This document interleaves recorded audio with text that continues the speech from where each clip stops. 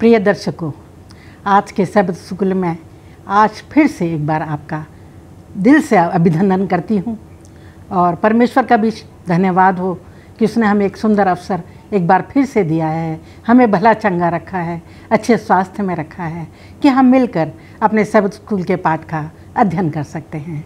आज हमारा चौथा त्रैमास शुरू हो चुका है और उसका जो पहला हमारा जो पाठ है जिसका आप आज अध्ययन करेंगे उसका टाइटल है अदन वाटिका का पहला स्कूल। दर्शकों को मैं आज आपके साथ जो है अपनी याद वचन को ज़रूर बांटना चाहूँगी जो परमेश्वर का वचन है। अय्यूब की पुस्तक उसका 36 अध्याय और 22 पद इस तरह से कहता है, देख परमेश्वर अपने सामर्थ्य से बड़े बड़े काम करता है, उसके सम्मान शिक्षक कौन है। ऐसी तो इस वचन के पढ़े जाने और सुने जाने पर आशीष दे। इससे पहले कि हम अपने अध्ययन में चलें, मिस्टर राजेश जो हैं, जो हमारे मेहमान हैं, पास्टर भारती हमारे बीच में जो हमारे आज के लेसन का अध्ययन कराएंगे, उनका भी मैं स्वागत करना चाहूँगी मिस्टर राजेश से कि वो हम सब के लिए प्रार्थना करें ताकि अपने लेसन को हम अच्छे से सीख सकें। भाई हम प्रार्थना करते हैं। हमारे सर्वशक्तिमान परमेश्वर, हम आपका धन्यवाद करते हैं इस शुभ अवसर के लिए जो आपने हमें दिया है कि हम यहाँ इकट्ठे होकर आज के सब स्कूल पाठ का अध्ययन कर सकते हैं प्रभु। और जैसे आज हम इस पाठ का अध्ययन करते हैं प्रभु और आपकी महान उद्देश्य का हम अध्ययन करते हैं, आपकी महान योजना का अध्ययन करते हैं प्रभु, तो हमें सामर्थ्य, शक्ति और बुद्धि दे ताकि हम इस पाठ को अच्छी तरीके से समझ सकें। और जितने भी लोग इस सब स्कूल पाठ को देखेंगे या सुनेंगे प्रभु, हम उनके लिए भी प्रार्थना करते हैं। इस अच्छी तकनीक के लिए प्रार्थना करते हैं प्रभु जो आपने हमें दी है कि हम एक दूसरे से दूर होकर भी हम आपके वचन को एक दूसरे से बांट सकते हैं। प्रभु आज हमें आप बहुत सारी आशीष दें ताकि हम इस पाठ को जब अध्ययन करते हैं तो अच्छी तरह से समझ पाएँ और आपके उस महान उद्देश्य को पूरा कर पाएँ। हम ये छोटी विनती प्रभु यीशु मसीह के नाम से मांगते हैं, दया से सुना ग्रहण कर, आमीन। प्रिय दर्शकों, आज का जो हमारा जैसे कि शीर्षक से आप समझ सकते हैं, अदन का पहला स्कूल। हम सोच सकते हैं कि अदन की वाटिका में परमेश्वर ने आदम और हवा को बना के रखा।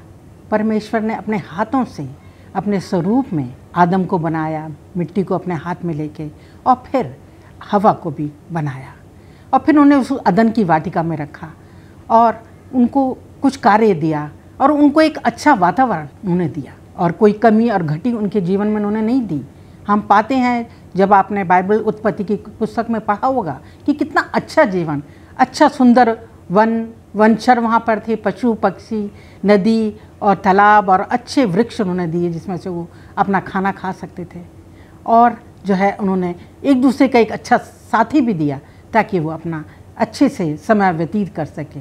और परमेश्वर ने उनको वहाँ पर रखा और केवल एक आज्ञा दी और उन्होंने उसका अवहेलना की, हम जैसा कि हम सब जानते हैं।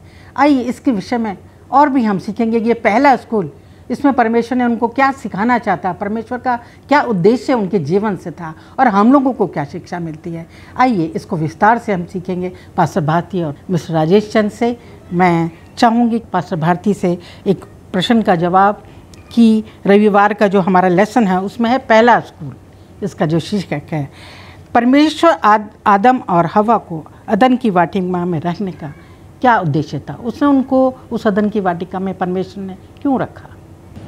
ये जैसा आपने सवाल पूछा और इसके बारे में हम जब विचार करते हैं तो जैसे हमारे आज के पर्चे का जो सबसे पहला हेडिंग है पहला स्कूल, और ये परमेश्वर ने अपने बच्चों को जो बनाया, आदम और हवा को जो बनाया और बना करके अदन की वाटिका में रखा और उसको परमेश्वर ने उनके लिए पहला स्कूल कहा। और अगर हम इस पहले स्कूल की हम वातावरण देखते हैं तो ये पेड़ों के बीच में, जहाँ चारों तरफ बाग, पेड़, सुंदर फूल, पशु पक्षी, चारों तरफ जो है वहाँ पर एक खुशी का माहौल था। अगर मैं आज के बारे में सोचूं तो अगर आपने कभी कहीं देखा हो कि जब प्राइमरी स्कूल में आप जाएं और सबसे पहले आप जो नर्सरी की क्लास है उसमें जब आप जाएंगे तो उस नर्सरी की क्लास के जो दीवारें हैं उनके ऊपर आप देखेंगे तरह तरह की फोटो, पेड़, पशु पक्षी और जानवरों के चिन्ह जो है वो बने होंगे, फूलों की जो है वो तस्वीरें बनी होंगी। तो उसको मैं पहले स्कूल से कंपेयर कर रहा था। और अगर हम अपने हिंदुस्तान के बारे में भी देखें तो हमारे हिंदुस्तान में भी पहले गुरुकुल शिक्षा प्रणाली थी। और गुरुकुल शिक्षा प्रणाली वही थी कि वो स्कूल जो थे शहर में नहीं होते थे, बल्कि वो शहरों से, गांव देहात से दूर जंगलों में गुरुकुल शिक्षा के स्कूल जो थे वो खोले जाते थे। और वहाँ शिक्षक और विद्यार्थी वो दोनों साथ ही साथ रहते थे। और यहाँ भी जो हम जो पहला स्कूल है बाइबल में जिसकी हम आज बातचीत कर रहे हैं, यहाँ भी हम देखते हैं कि जो आदम और हवा जो छात्र हैं उनके साथ जो शिक्षक है वो उनके साथ बातचीत करता है। और उसने ये तमाम चीज़ें बागी अदन में उनके लिए बनाई कि तुम इनको देखो और इनसे जो है सीखो। और जो परमेश्वर था वो भी आकर के उनको सिखाता था। और साथ ही साथ यहाँ हम पाते हैं उत्पत्ति की किताब उसके 2 अध्याय की 15 आयत में, यहोवा परमेश्वर ने आदम को लेकर अदन की वाटिका में रख दिया कि वह उसमें काम करे और उसकी रक्षा करे। परमेश्वर ने आदम और हवा को खाली ये नहीं कहा कि तुम खाली यहाँ पर रहो, लेकिन उनको जिम्मेदारी भी दी। और जिम्मेदारी दी कि वो जो हैं वहाँ रहकर रहते हुए काम करें और उसकी रक्षा भी करें। तो यहाँ हम पाते हैं कि काम करने से भी जो है इंसान सीखता है, काम करने से भी इंसान को शिक्षा मिलती है कि जो कुछ वो सीख रहा है उसको वो प्रैक्टिकल रूप में जब उसको वो इस्तेमाल करता है तो वो असली शिक्षा होती है। कि जो हम अपने अनुभव से अपने काम करके जो हम जो सीखते हैं वो असली शिक्षा है। और परमेश्वर यहाँ आदम की वाटिका में आदम और हवा को यही सिखाना चाहता था इस पहले स्कूल में कि इंसान जो है, जो मैं सिखा रहा हूँ उनको भी ध्यान से सुने और सुन कर के जो है वो इस बाग की देखभाल करे, काम करे और उससे भी जो है वो शिक्षा ले। आसपास के जो पेड़ हैं, फूल हैं, प्रकृति से भी वो सीखे, जो काम कर रहा है उससे भी सीखे। यही परमेश्वर का उसको असली शिक्षा जो है उसको इसी के द्वारा मिल सकती थी। और इसलिए परमेश्वर ने उनको अदन की वाटिका में रखा, ऐसे माहौल में रखा जहाँ वो पूर्ण शिक्षा प्राप्त कर सकें, सच्ची और असली शिक्षा वो प्राप्त कर सकें। जी, जैसे पास्टर भारती ने बताया कि परमेश्वर ने आदम और हवा को बागे अदन में या अदन की वाटिका में रखा। उनको जो प्रकृति थी उससे सीखने की परमेश्वर ने उनको आज्ञा दी या उनसे सीखने के लिए कहा। प्रकृति के बीच में वो रहते थे और चारों तरफ जैसे उनके अच्छा वातावरण था और पशु पक्षी, फूल, पहाड़, नदी सब कुछ वहाँ पर था। तो वो एक प्रैक्टिकल नॉलेज उनको वहाँ से मिलती थी उनके रहन सहन में। सोमवार के अध्ययन में चलते हैं जिसका शीर्षक है अनजान अतिथि। मिस्टर राजेश, मैं आपसे जानना चाहूँगी, पहली कक्षा के लिए परमेश्वर की योजना क्या थी और अदन की वाटिका में अनजान अतिथि कौन था? अदन की जो वाटिका थी उसकी कहानी से तो हम सब परिचित हैं। अब बहुत सारे लोग जानते हैं कि अदन की वाटिका में क्या हुआ और आदम और हवा किस प्रकार से उनका पतन हुआ। ये सारी कहानी तो हम लोग शुरू से बचपन से जानते हैं, लेकिन आज जब हम इसका अध्ययन कर रहे हैं तो हम इसे और थोड़ा गहराई में जानने की कोशिश करते हैं। तो जैसे कि आपने प्रश्न किया कि वहाँ पर अनजाना अतिथि कौन था, एक अनजान अतिथि वहाँ पर कैसे आया। बागे अदन में, अदन की वाटिका में सिर्फ आदम और हवा थे। तो ये अनजान अतिथि जो था ये कौन था? तो जैसा कि हम जानते हैं पहली कक्षा के लिए परमेश्वर की योजना जो थी वो यही थी। और हम देखते हैं कि परमेश्वर की योजना अदन की वाटिका में एक बहुत ही सुंदर पाठशाला उन्होंने बनाई थी। सुंदर पाठशाला जहाँ पर आदम और हवा को प्रैक्टिकल लेसन सीखना था अपनी ज़िंदगी के लिए। परमेश्वर ने इस अदन की वाटिका को इस प्रकार से बनाया था कि आदम और हवा वहाँ पर रहकर जीवन और परमेश्वर के बारे में बहुत कुछ सीख सकें, जीवन के बारे में और परमेश्वर के बारे में वो जान सकें। तो पहली पाठशाला जो थी आदम और हवा की वो अदन की वाटिका में थी। और जो अनजान अतिथि वहाँ पर आया वो अनजान अतिथि और कोई नहीं बल्कि सांप था। आदम और हवा को पाप में गिराने की शैतान की ये एक प्लान था या उसकी योजना थी। और उसने शैतान ने सांप का स्वरूप लिया और वो अदन की वाटिका में आया। और जैसा कि हम उत्पत्ति 3:1 में पढ़ते हैं कि सारे प्राणियों में सांप जो था वो बहुत ही धूर्त था, बहुत ही धूर्त था, और वह किसी भी जानवर की तुलना में दूसरों को मूर्ख बनाने में बहुत सक्षम था। और बाइबल हमें बताती है कि सांप जो था बहुत चालाक और बहुत ही धूर्त था, बहुत ही उसका जो नेचर था वो बहुत ही धूर्त किस्म का नेचर था। और परमेश्वर की आज्ञा थी कि जो पेड़ अदन की वाटिका में जो बीच में है वो मनाही का पेड़ था, इसको हम कह सकते हैं निषिद्ध पेड़ था, जहाँ पर उनको नहीं जाना था। और परमेश्वर की आज्ञा हमें इस कहानी के बारे में बहुत ही महत्वपूर्ण बातें हमें बताती है। परमेश्वर ने आदम और हवा को अच्छे और बुरे के बीच में चुनाव करने की छूट दी थी। और जैसे कि हम जानते हैं कि चुनने की हमारी जो आज़ादी है वो उसे हम आज़ाद हैं कि हम कुछ भी चॉइस कर सकते हैं। और हम शुरू से ये देखते हैं कि परमेश्वर ने मनुष्यों को सही और गलत में चुनाव करने की आज़ादी दी। आदम और हवा को भी परमेश्वर ने ये आज़ादी दी थी। और अगर हम उत्पत्ति 2 में पढ़ें तो वहाँ पे आदम को निषिद्ध पेड़ से नहीं खाने के लिए कहा गया है। जो निषिद्ध पेड़ था, मनाही का पेड़ था, परमेश्वर ने कहा था कि उसके पास भी नहीं जाना है और उसके फल को भी नहीं खाना है, नहीं तो क्या होगा कि वो अवश्य मर जाएंगे, अवश्य मर जाएंगे। बिल्कुल ये श्योरिटी थी, ये एक अश्योरेंस था कि अगर उन्होंने उस फल को खाया, उस पेड़ के फल को खाया तो वो अवश्य मर जाएंगे। और उत्पत्ति 3:3 में भी हम इसको पढ़ते हैं, हवा सांप को परमेश्वर की आज्ञा बताती है। हम देखते हैं कि हवा आज्ञा को इतनी दृढ़ता से और इतनी गंभीरता से उसको नहीं लेती है। और सांप भी परमेश्वर के जो वचन थे उनको भी वो बहुत ही मोड़ तरोड़ के बताता है, और परमेश्वर के कहने का जो सही मतलब था वो उनको नहीं बताता है। ये सब हमें सिखाता है कि हवा ने परमेश्वर के शब्दों पर विश्वास नहीं किया, परंतु उसने सांप के ऊपर विश्वास किया। जो सांप ने कहा वो उसने किया, जबकि परमेश्वर ने हवा को कहा था कि उस फल को नहीं खाना है, उसके पास भी नहीं जाना है, लेकिन हवा ने ऐसा नहीं किया, बल्कि सांप की बातों पर विश्वास करके उस फल को खाया।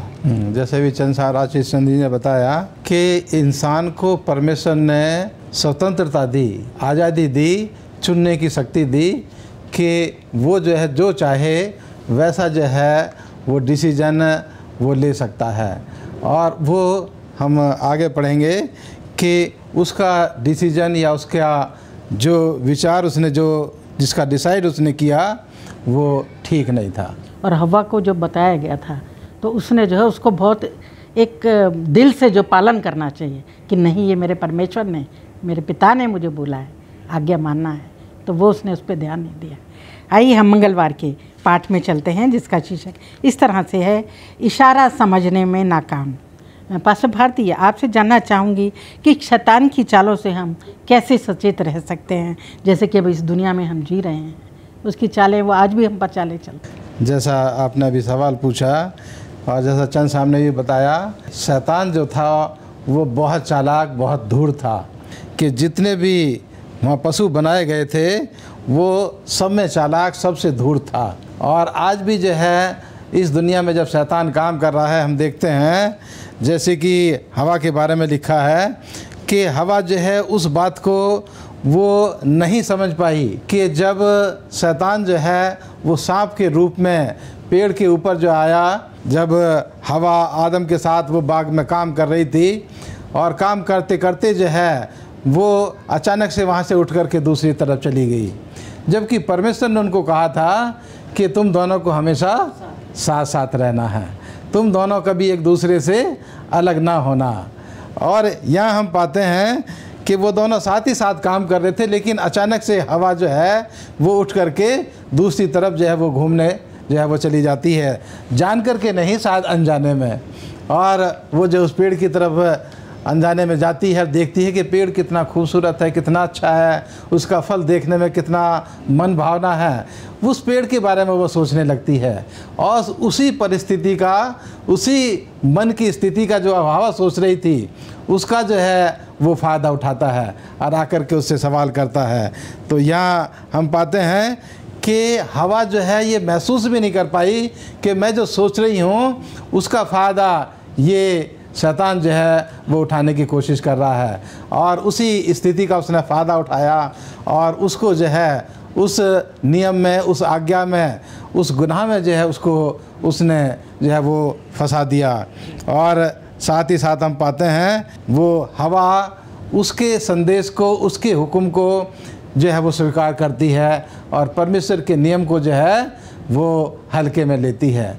लेकिन यहाँ पर हम पाते हैं कि उसके बाद जो है वो उस हवा उस फल को खाती है और खा कर के जो है वो अपने पति को भी देती है। और पति जो है वो जानबूझ करके, उसको पता था, उसको पता लग गया कि मेरी पत्नी हवा ने जो है परमेश्वर के नियम को तोड़ दिया है। इजी वाइट जो यहाँ पर लिखती हैं, आदम जो है जब उसको पता लग गया और उसने सोचा कि अब मैं कैसे रहूँगा, जो मेरा जीवन साथी है, हम दोनों साथ साथ रहते हैं, कितनी खुशी से रहते हैं, लेकिन अब ये मेरा जीवन साथी मुझसे जुदा हो जाएगा। और उस खुशी से वो जुदा नहीं होना चाहता था और इसलिए उसने जानबूझ करके उस फल को खाया और परमेश्वर का नियम जो है उसने बिगाड़ दिया।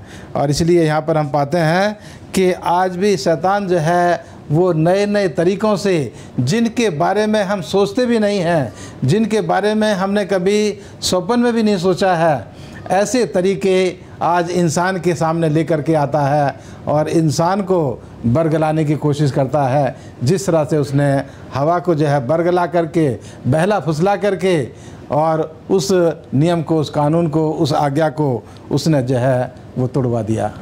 जैसा कि भाई साहब ने बताया कि परमेश्वर ने उनको बहुत गंभीरता से उनको समझाया था कि उस फल को नहीं खाना है, उसके पास भी नहीं जाना है। और यहाँ तक कि परमेश्वर उनको रिमाइंड करते थे। और स्वर्गदूत जो थे, हम पाठ में पढ़ रहे थे कि स्वर्गदूत भी आके आदम और हवा को बताते थे कि उस पेड़ के पास नहीं जाना है, उस फल को नहीं खाना है। लेकिन हम यहाँ देखते हैं कि जो नहीं होना था वो हो गया और हवा ने उस फल को खा लिया, परमेश्वर की आज्ञा को तोड़ दिया। तो हम सोचते हैं कि हम कितने कमज़ोर हैं जब आदम और हवा जो कि परफेक्ट थे, बिल्कुल हर चीज़ में, टूट गए, वो पाप में गिर गए। तो हम लोग तो बहुत ज़्यादा कमज़ोर हैं कि वही हमारी जो कमज़ोरियाँ हैं उनका वो फ़ायदा आज भी उठा सकता है, इसलिए हमें सचेत रहना है उसकी चालों से। आइए दर्शकों, हम आज बुधवार के अपने अध्ययन में चलते हैं जिसका शीर्षक इस तरह से है, पुनः प्राप्त करना, जिसे आदम और हवा ने खो दिया था। आदम हवा ने कुछ खो दिया अदन की वाटिका में।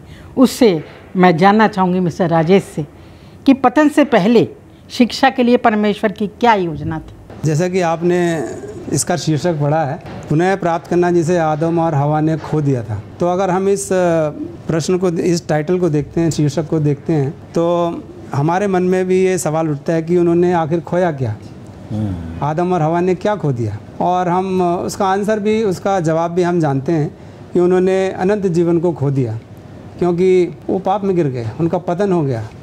उन्होंने आज्ञा को तोड़ा जिसकी वजह से उन्हें दंड मिला। जो परमेश्वर ने उनके लिए जो अनंत जीवन की जो योजना थी, मतलब बर्बाद हो गई। अनंत जीवन की योजना जो थी उनको मिलने वाली थी, वो ख़त्म हो गई। इसके लिए परमेश्वर ने योजना बनाई। और इससे पहले हम देखते हैं कि आदम और हवा ने जब सांप की बातों में विश्वास कर लिया और उस फल को खा लिया, तो परमेश्वर ने उनको दंड दिया। और अदन की जो उनकी पहली पाठशाला थी आदम और हवा की, उस पाठशाला से उनको बाहर निकाल दिया गया। हम देखते हैं कि पाप के कारण उन्होंने बहुत कुछ खो दिया। वह नुकसान जो आदम और हवा ने झेला, वो आज हमें परमेश्वर की योजना को समझने में मदद करता है। जो आदम और हवा ने झेला, उनको दंड मिला, तो उससे हमें परमेश्वर की जो योजना थी उसको समझने में हमें मदद मिलती है। पृथ्वी पर जीवन जो था वो पाप के कारण बर्बाद हो गया, क्योंकि उन्होंने आज्ञा को नहीं माना, आज्ञा को तोड़ा। परमेश्वर आदम और हवा को अपनी व्यवस्था और अपने प्रेम के बारे में सिखाना चाहता था, बताना चाहता था। पाप के बाद भी परमेश्वर मनुष्यों को अपनी योजना के बारे में अभी भी बताना चाहता है। और वो किस प्रकार से हम उस योजना को समझ सकते हैं, वो हम शिक्षा के द्वारा। यदि हम शिक्षित नहीं होंगे तो हमें इस महान योजना के बारे में पता नहीं चलेगा। इसलिए हमें शिक्षित होना है। हम परमेश्वर को आमने सामने नहीं देख सकते हैं, परंतु परमेश्वर की संतान होने के नाते हम उसके प्रेम को जान सकते हैं। और जब हम प्रार्थना करते हैं जब हम दूसरों के लिए प्रार्थना करते हैं और उसके वचन का अध्ययन करते हैं और उसकी सेवा करते हैं, तो हमें ईश्वर के पास जाने में मदद मिलती है। यीशु के पास पापियों को बचाने की योजना होने के कारण हमें आशा है कि यीशु हमें बचाएगा और हमें एक नया जीवन देगा, क्योंकि परमेश्वर के पास एक योजना है और उस योजना के कारण ही हमें ये आशा है कि हम भी अनंत जीवन पा सकते हैं। यदि हम पढ़ें दूसरा पतरस और उसका पहला अध्याय और 3 से 11 में हम पढ़ते हैं कि जब हम आदम और हवा के पाप के गिरने के बारे में सोचते हैं तो हमें ये एक तरीके से प्रोत्साहित भी करते हैं। परमेश्वर चाहता है कि उसकी आत्मा हमारे दिलों में रहे। वो हमें इस तरह बनाना चाहता है जिस प्रकार से आदम और हवा पतन के पहले थे, बिल्कुल साफ़ सुथरे, उनके मन में कोई द्वेष नहीं था, बिल्कुल साफ़ सुथरे थे। और पतरस हमें ये बताता है कि परमेश्वर हमें फिर से उसी प्रकार से बनाना चाहता है, हमें नया जीवन देना चाहता है। और अगर थोड़ा और आगे हम देखते हैं दूसरे पतरस की किताब में ही पहले अध्याय में और 3 पद में यह लिखा है कि हमें सब कुछ में परमेश्वर के लिए जीने और सेवा करने की आवश्यकता है। और ये एक बहुत ही शक्तिशाली वादा है हम सब के लिए। और पतरस हमें यहाँ और भी ज्ञान देता है। सच्ची शिक्षा हमें सच्चे ज्ञान की ओर ले जाएगी। सच्ची शिक्षा हमें यीशु के समान बनने में मदद करेगी। ये शिक्षा अगर हम लेते हैं तो हम उस अनंत जीवन की आशा कर सकते हैं और फिर हम भी यीशु के बारे में दूसरों के सामने इस वचन को हम बांट सकते हैं। चंद साहब, जैसे अभी आपने बताया, ये सवाल था कि उन्होंने क्या खोया, मैं उसके बारे में सोच रहा था कि आदम और हवा इतने खूबसूरत घर में रहते थे, इतना खूबसूरत वातावरण था, तो गुनाह करने के बाद उन्होंने वो खो दिया। और एक और ख़ास बात, परमेश्वर उनके साथ आकर के रोज़ उनके साथ बातचीत करता था। वो भी एक बहुत बड़ी बात है जो आदम और हवा ने गुनाह करने के बाद खो दिया, कि जब गुनाह कर लिया तो परमेश्वर उनके बीच में आकर के उनके साथ बातचीत करना उसने बंद कर दिया। ये भी एक बहुत बड़ा नुकसान था आदम और हवा के लिए। उसके बाद परमेश्वर उनके साथ कभी वो आमने सामने होकर के कभी वो बात नहीं कर पाया।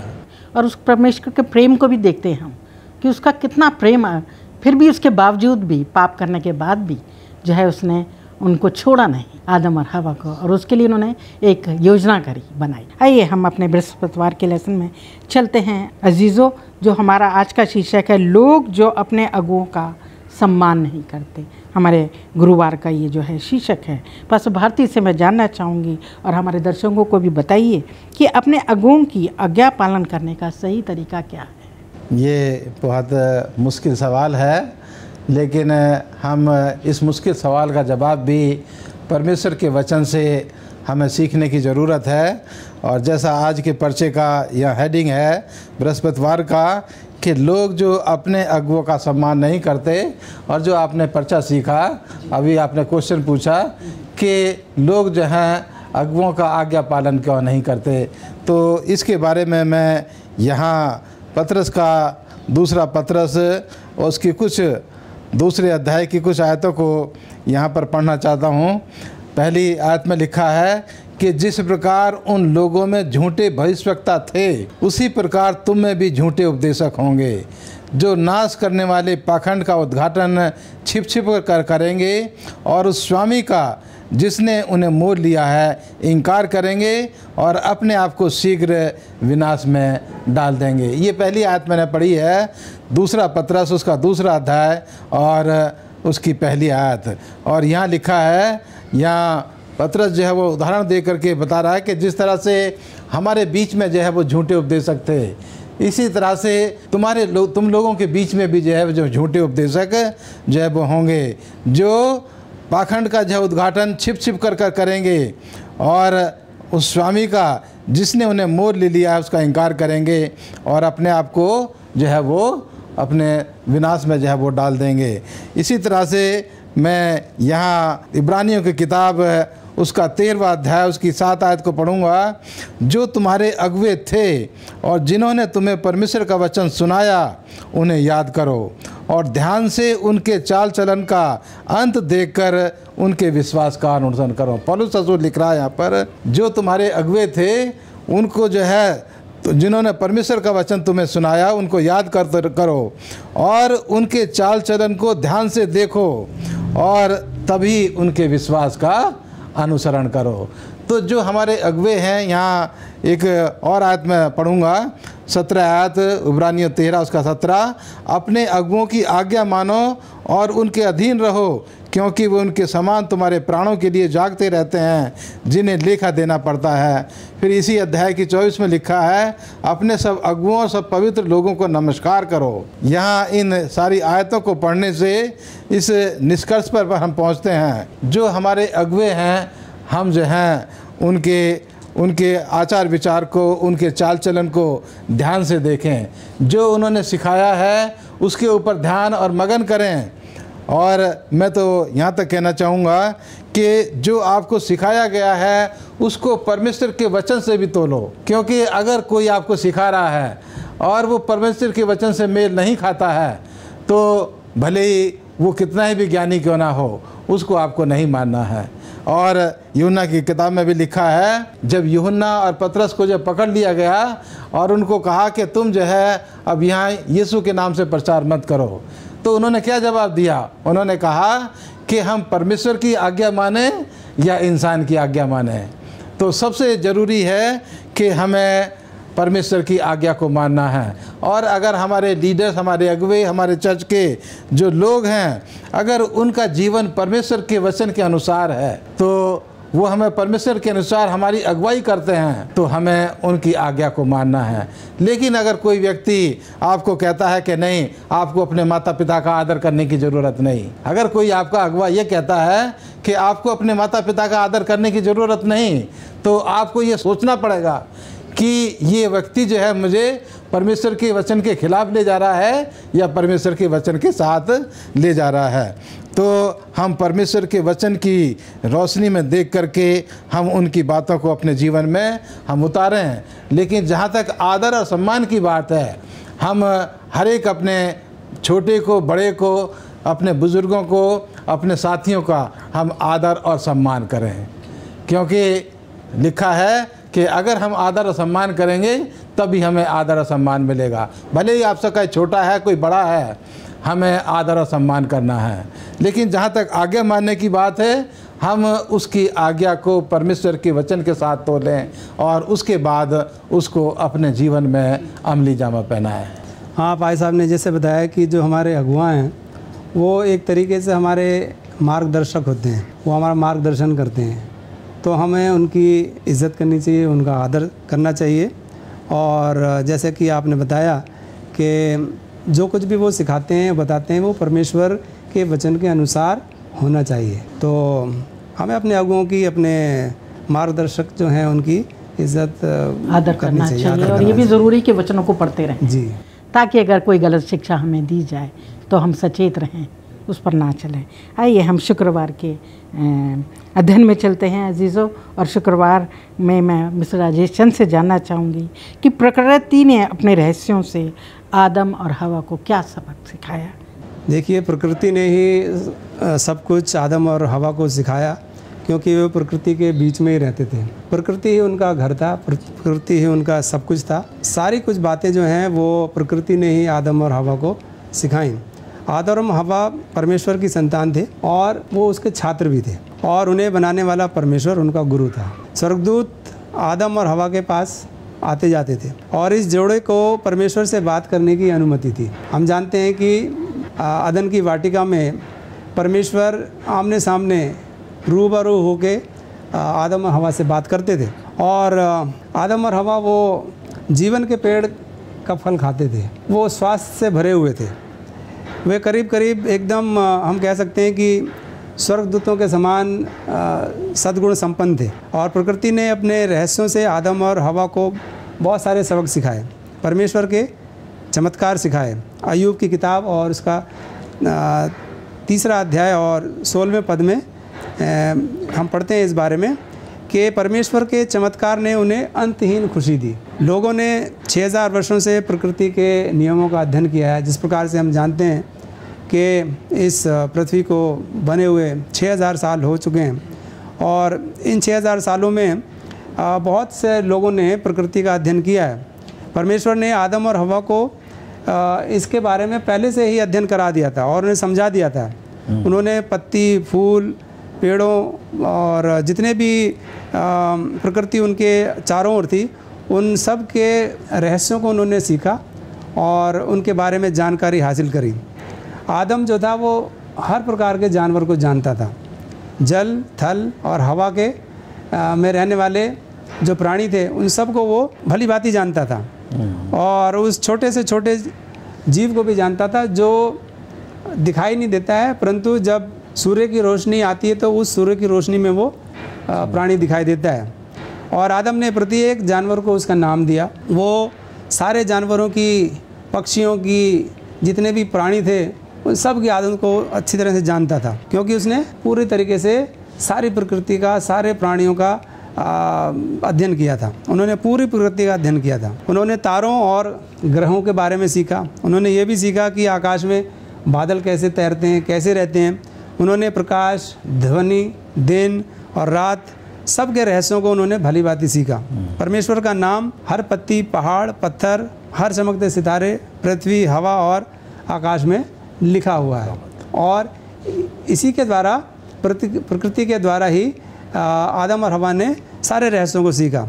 एलन जी वाइट हमें बताती हैं अपनी किताब में, वो लिखती हैं कि प्रकृति ने आदम और हवा को परमेश्वर की बुद्धि और शक्ति को दिखाया। आदम और हवा ने हमेशा कुछ ऐसा खूबसूरत खोजा जिसने उनके दिलों को प्यार और आभार से भर दिया। तो एलन जी वाइट हमें ये बताती हैं, आदम और हवा ने परमेश्वर की बुद्धि और शक्ति को दिखाया क्योंकि वो प्रकृति के बीच में रहते थे और परमेश्वर की शक्ति और उसके सामर्थ्य को उन्होंने महसूस किया था। और जो भी उन्होंने किया आदम और हवा ने वो बहुत खूबसूरती से किया और उनका दिल है वो प्यार और आभार से भर जाता था जब वो परमेश्वर के प्रकृति को देखते थे। प्रकृति की जब हम बात करते हैं तो हम पाते हैं कि प्रकृति जो थी आदम और हवा के लिए संपूर्ण किताब थी जी। एक पूरी किताब जो है प्रकृति उनके लिए थी। प्रकृति को देख करके उन्होंने जो है जीवन के रहस्यों को सीखा और उसी प्रकृति को देख करके उन्होंने जो है अपने काम में संतुष्ट होना भी सीखा। तो प्रकृति ने उनको जो है सब कुछ सिखाया जो उनके लिए ज़रूरी था। और हम देखते कि जो कार्य उनको दिया गया था देखभाल का, तो उससे उनको खुशी हासिल होती थी कि हम किसी लायक हैं, हम किसी योग्य हैं। धन्यवाद देती हूँ पास्टर भारती और पास्टर राजेश का, आपका भी, कि मैं आप लोगों ने हमें सबको सिखाया कि अदन की वाटिका में परमेश्वर की क्या योजना रही। परमेश्वर के ये सब जो सुंदरता हम वाटिका में देखते हैं, अदन की वाटिका में इतनी सुंदर सृष्टि, और आज भी इस सृष्टि को हम देखते हैं तो बहुत सुंदर है, क्योंकि परमेश्वर के ये प्रेम को दिखाती है। कितने आत्मीयता से, कितने प्रेम से परमेश्वर ने आदम और हवा को बनाया और फिर उसने स्वतंत्रता दी कि तुम जो चाहो करो, पर ये मत करना, इस वाटिका में रहो। परंतु उन्होंने जो है उसकी अवहेलना की, उसको भूल गए, उसकी आज्ञा को, उसको ध्यान नहीं दिया, नज़रअंदाज कर दिया परमेश्वर की आज्ञा को। अजीज़ों, आज जब हम इस दुनिया में रहते हैं, हम देखते हैं हमारे चारों तरफ जो है बहुत सुंदर सृष्टि है और हमारे को भी परमेश्वर ने एक अच्छा जीवन दिया है। पर हम अपनी गलतियों के वजह से, अपनी कमज़ोरियों की वजह से हम भटक जाते हैं और हम देखते हैं कि दुनिया में मृत्यु आ गई, जो कि परमेश्वर ने चाहा था कि उनको अनंत जीवन दिया गया था, परंतु मृत्यु आ गई। पर प्रभु यीशु ने उसके लिए भी हमारा अपना सेक्रीफाइस करके, बलिदान देकर हमें अनंत जीवन देने की आशा की है। तो अजीज़ों, हमें जो है सचेत रहना है। जो परमेश्वर ने हमें जीवन दिया है उसको जो है एक अच्छे ढंग से, परमेश्वर की आज्ञाएं जो हमारी पवित्र पुस्तक में दी हैं, जो शिक्षाएं दी हैं, जो हमारे अगुओं ने दी हैं, और प्रार्थना के ज़रिए हम याद रखें कि परमेश्वर का प्रेम अतुल्य है, महान है, उसके जैसा कुछ नहीं है।